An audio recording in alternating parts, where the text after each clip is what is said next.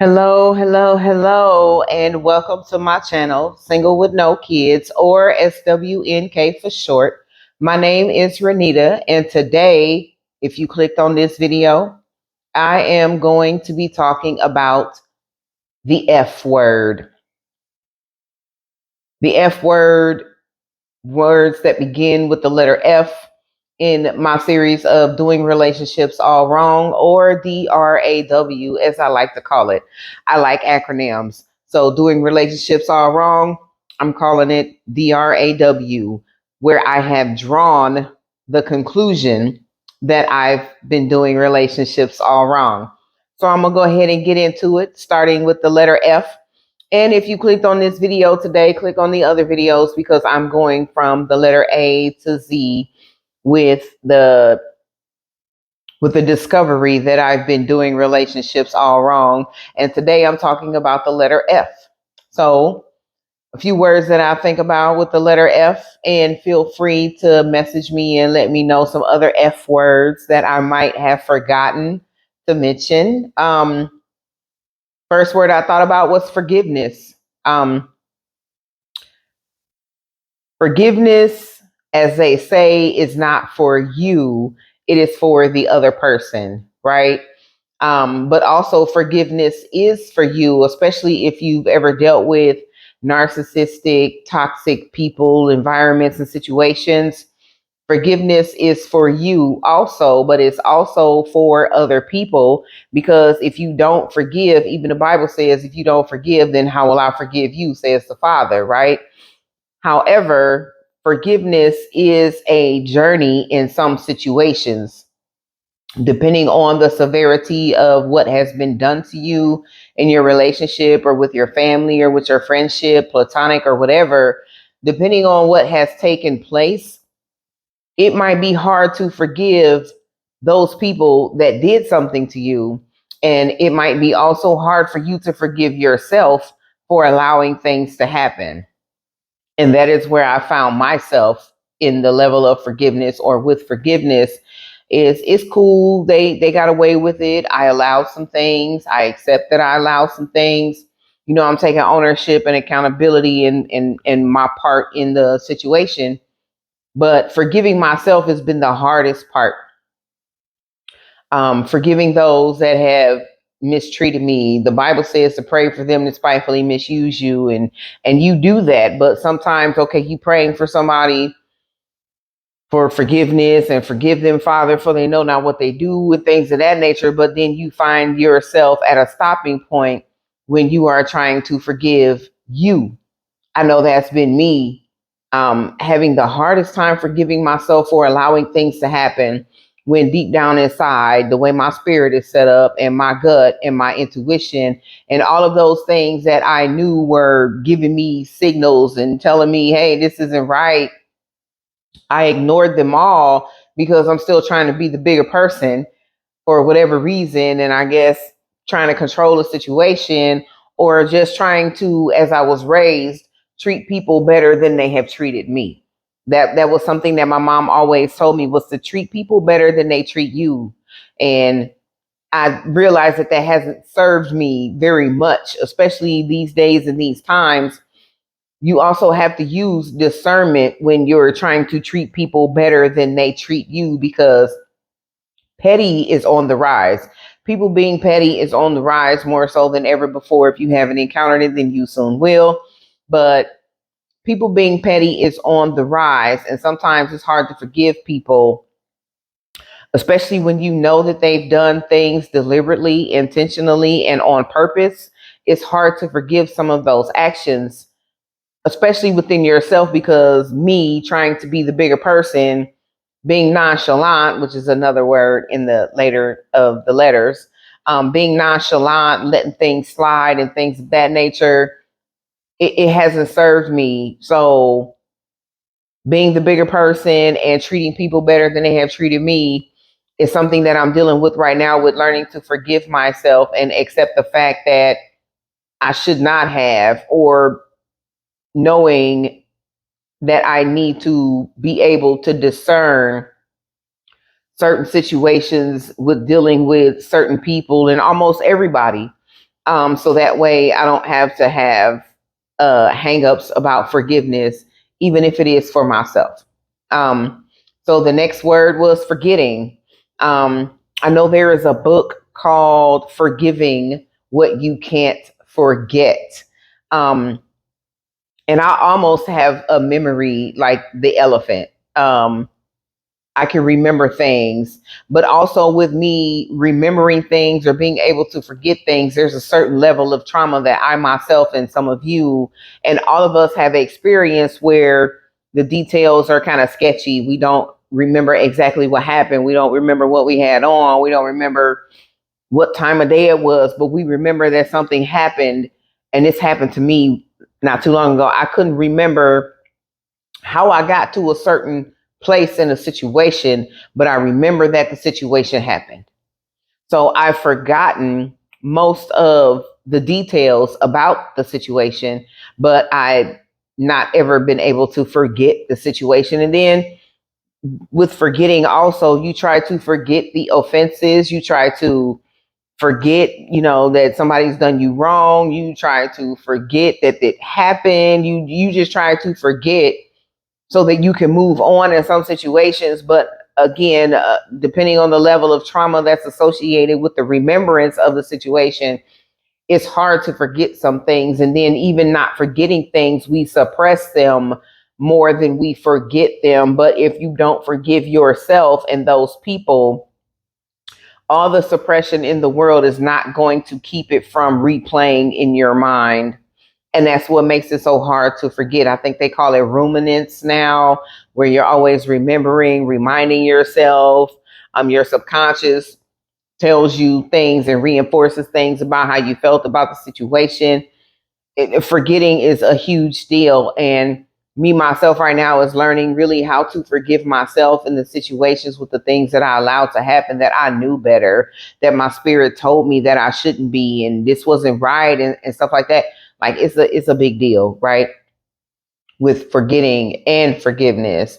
And the fakeness. The fakeness, I guess I don't know what all to say about the fakeness, is because, well, I can say that if you dealt with a narcissist, toxic person, environment, people, and situations, there is a level of fakeness. Um, when you're dealing with those people in those situations, and they always say when people are dating and when you're meeting people, you always send your representative. Well, the narcissist or the toxic person is always a representative of themselves, not really the person that they are pretending to be. But when they're pretending to not be the person that they really are, they're really just being fake. And I dealt with a narcissistic, toxic environment, place, and situation with somebody, and they would call me fake. And I guess at the time that you could say that I was being fake, because I wasn't really aware of the backhanded comments and the things that were taking place behind my back, the playing in my face, the deception, the betrayal. I wasn't really aware to it. So me, just in my level of toxicity, even, I'll just go ahead and say I've been a little toxic because I've been too nice in some situations, because I've always been nice in situations because I always want somebody to be nice to me. That's where that comes from. And again, it hasn't really served me. So I guess we won't be doing that anymore, also, right? But with the person telling me that I was being fake, well, I guess maybe that I was, because I wasn't really trying to process the fact that I know and I feel that you're really doing me a certain type of way, and I'm just going to dismiss the way that I feel about it, and be the bigger person, and this really can't be happening to me. So I guess I was delusional in a way, when it was really right in my face the whole time that this was some bull. But I was really just trying to, I thought I was a big girl at the time, and I thought that I was okay and that I could handle the situation. But then the more that they laid it on, the more that they put it on, the more that they was playing, the more interaction that I had with this person, the more intense that it got. And I'm grateful and I thank God that it didn't come to something being more physical. Um, and that's how you know that God snatches you out of the enemy's hands, right? Because the longer you stick around in certain situations, the more violent they could become, especially when you're not paying attention to the signs, right? And they trying to send you a message and they trying to make sure that you get it and they trying to make sure that they hurt you. Sometimes those things can end up being physical. So I'm grateful that I got out of that situation before it was to get physical. And I even said to this person, I was like, if I stay here too much longer, things aren't going to go very well, because either I'm gonna want to get physical and I'm gonna want to smack the taste out of your mouth, but I'm really not about that life. Or you're going to want to get physical, trying to shake me and get me to think about it, or somebody's going to be mad, especially when there's third parties and triangulation and they trying to compare you and make you jealous, and they're still seeing other people. They're being community, but they want you to be exclusive. Like, it's a whole thing, and it's just unnecessary. And those people in those times, they do things deliberately, intentionally, and on purpose, right? So if you just don't want to be bothered, if you just don't want me around, then just don't be bothered and don't be around. Like, that sounds like the easiest thing in the world, right? But not to people that are pretending and being fake. So okay, my other word was that I thought about was fulfillment. And for a long time, I thought being fulfilled in a relationship was the physical part of it, even though there are other aspects of a relationship. Don't get me wrong. Just being physical with somebody is not enough, especially when you want more, especially when you desire more, need more, deserve more, know your worth, and all that other stuff, and you're valuable. Fulfillment is not to be in the least. Fulfillment should not be the bare minimum, which in most cases is physical, which usually is just sex. Excuse me, right? So I've had a level of fulfillment in some situations, the toxic environment, situations with narcissistic people or whatever. I've had a level of fulfillment, but it hasn't been totally satisfying. Or the satisfaction and the fulfillment is temporary, because when you're dealing with narcissistic, toxic people, environments, and situations and people, um, it's short lived. And you might be on a high with those people when it feels good. They gaslighting you, they future faking you, and all these other things. But then when it goes bad, it really goes bad, and you crash, and there's no more fulfillment. They might be fulfilling you at the time, making you feel good when they want sex from you, or when they want favors from you, or when they're asking for money from you. Things that make them feel good about themselves that they know that they can get from you. You feel a sense of fulfillment because it's like, okay, they with me today. They rocking with me today. Like, we own today. Like, this is what I was waiting for. And then they absolutely have the tendency to deliberately, intentionally, and on purpose punch you in the gut. And it's not what you need it to be, not what you want it to be, not what you deserve. So, and the fulfillment part goes along with the level of expectation, but it's short lived. Um, and to be temporarily satisfied, especially if you know that you want a relationship, you need a relationship, you desire a relationship, because even the Bible, it says that it's better for you to marry than to burn. And you don't have to be out here like that. And that's what gets some of us in trouble, because we're not out here like that. So when we do get with somebody, like, they become all that we need, all that we want, all that we're around, but then that's not also good either. So the level of fulfillment could be temporary, but you want to make sure that you're being satisfied through and through when you're dealing with these people, because once you start having demands and expectations, and you're trying to hold them accountable and have them meet the standards, like, that they can, but they're just unwilling to do so, well, then it's not up to you to keep trying to stick around and see if they're going to do it. Excuse me, my timer went off from my dinner, but I'm gonna keep going. So fakeness, fulfillment. I could talk about food a little bit because I am a foodie. I do like to eat food. I like to go out. I like to be wined and dined. I like fork and knife dinners. I like to be taken out places because I also cook. And now that I'm out here in the dating world or whatever, I don't even like to tell men that I cook, because one of the first things they're gonna ask you is, when you cooking dinner, and when can I get a plate, And when you go make X, Y, and Z, and it's just like, no, I'm not doing that. I'm not playing house with you. You don't need to know my level of skills in the kitchen unless we're doing it together and unless you buy the groceries. You don't need to know my level of skills in the kitchen. Just know that I can cook, because what I've learned here recently these days, I miss a lot of women that get a lot of things that they want and half of them don't cook. Majority of them don't cook. So I found out that I've been doing too much with food. I cook, I make meals, I meal prep, I pack my lunch, I eat leftovers. I love it. You know, and I spend most of my time at the grocery store and most of my money because I'm always trying to make sure that I have food to eat.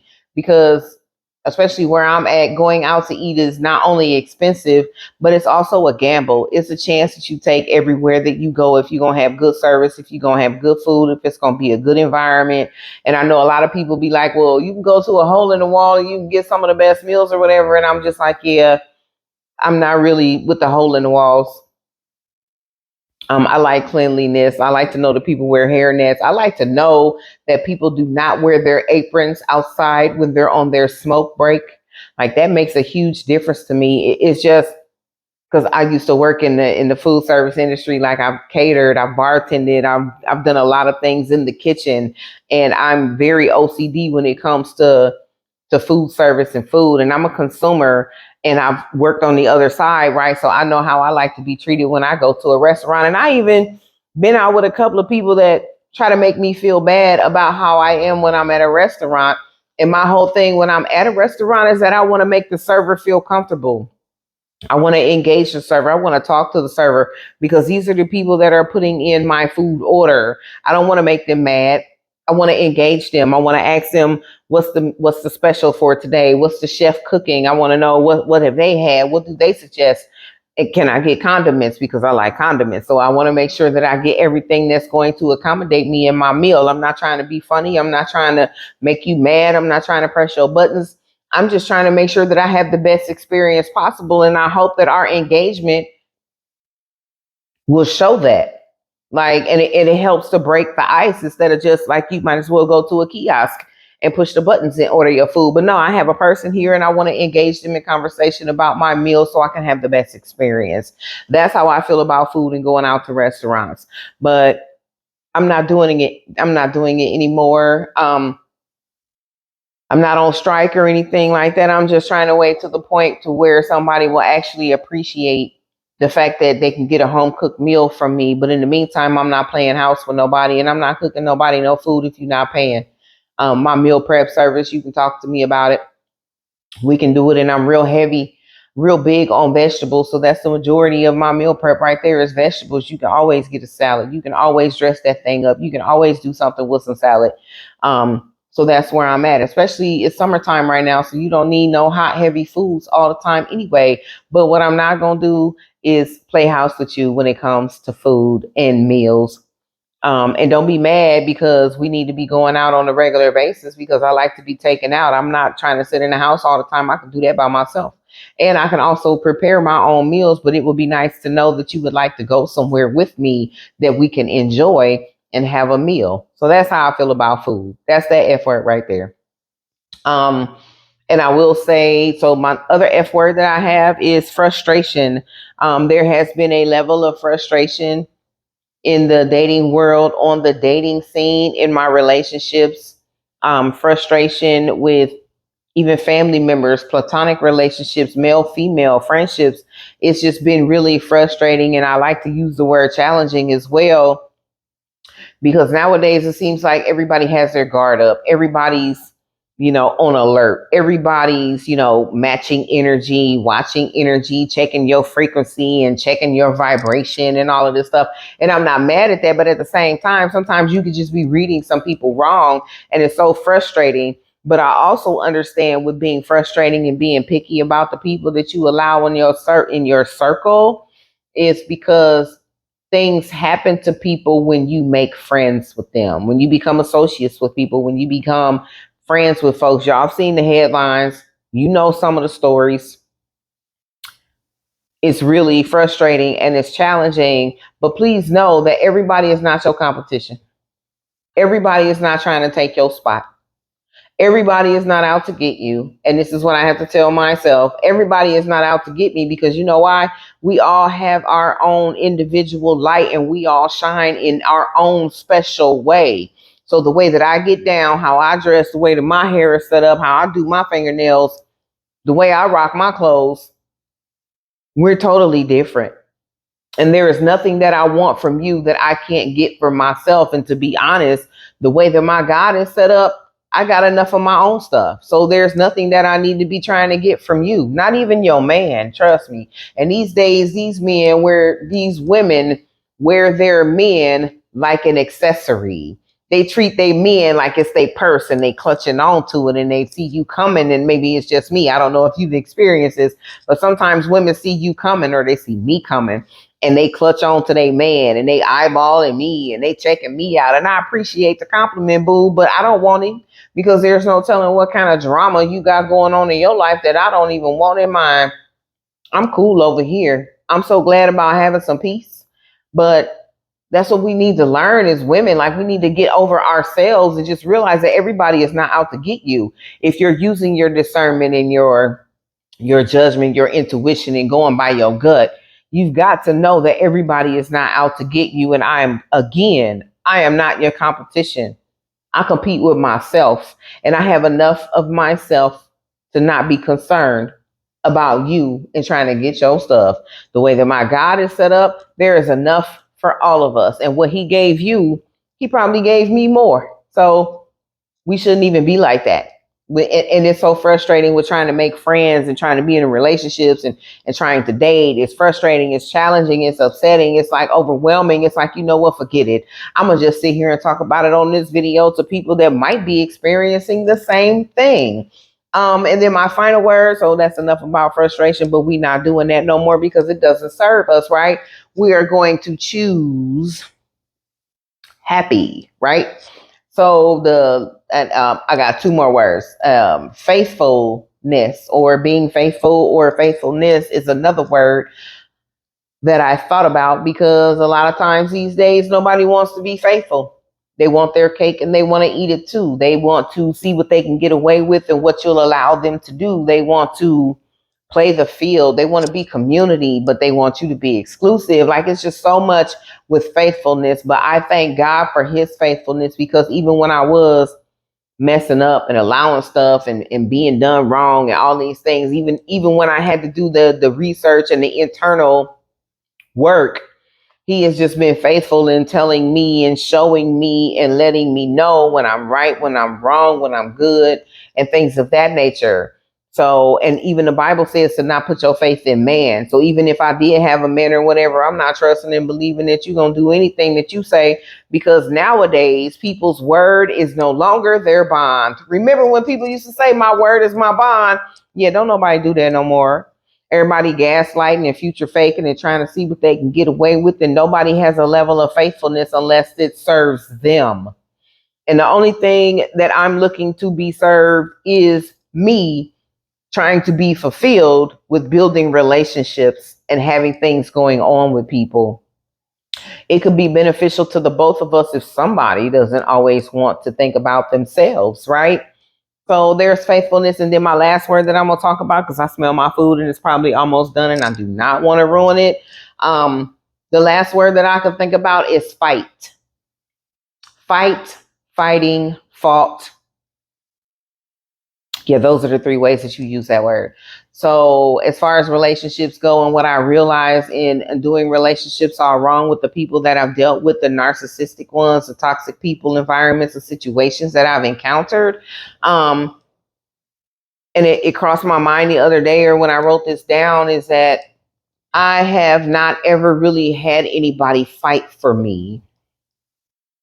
Okay, I grew up in a single parent home. My mom raised me. My dad wasn't really around, like most of you, like most of us, like myself. My dad really wasn't around. So there's the first indication of nobody fighting for me, right? But don't get me wrong, it's okay. Well, it's not okay, but I actually understand it now. And when I think about it, nobody's ever really fought for me in a relationship.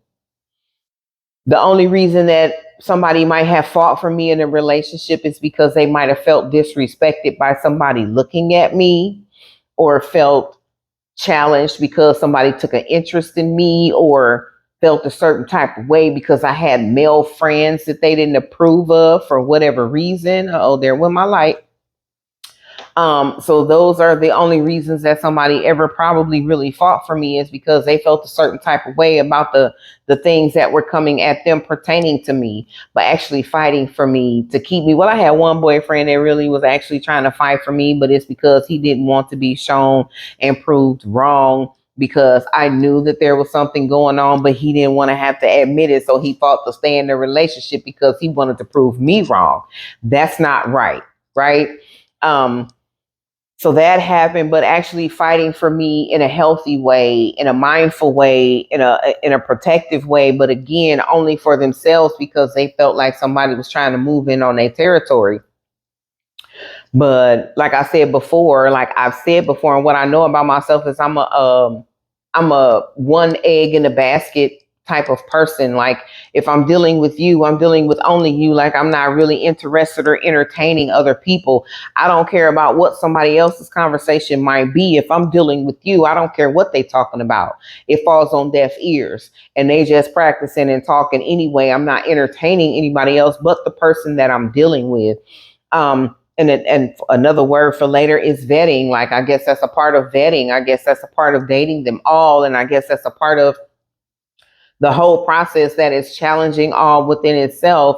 But what we not going to do no more is not tolerate somebody that isn't willing to fight to actually be in a relationship with me, or actually want to put in the work to be in a relationship, or actually want to do what it takes to be in a relationship. Because I've always been told that I'm hard, I'm mean, I'm this and I'm that, and I'm not too hard. Some of these bras is just too easy, especially with me not having no kids. I'm single with no kids. Like, what do I look like actually accepting and allowing you to do things and get away with stuff, if everything that you're not doing, I can do it for myself?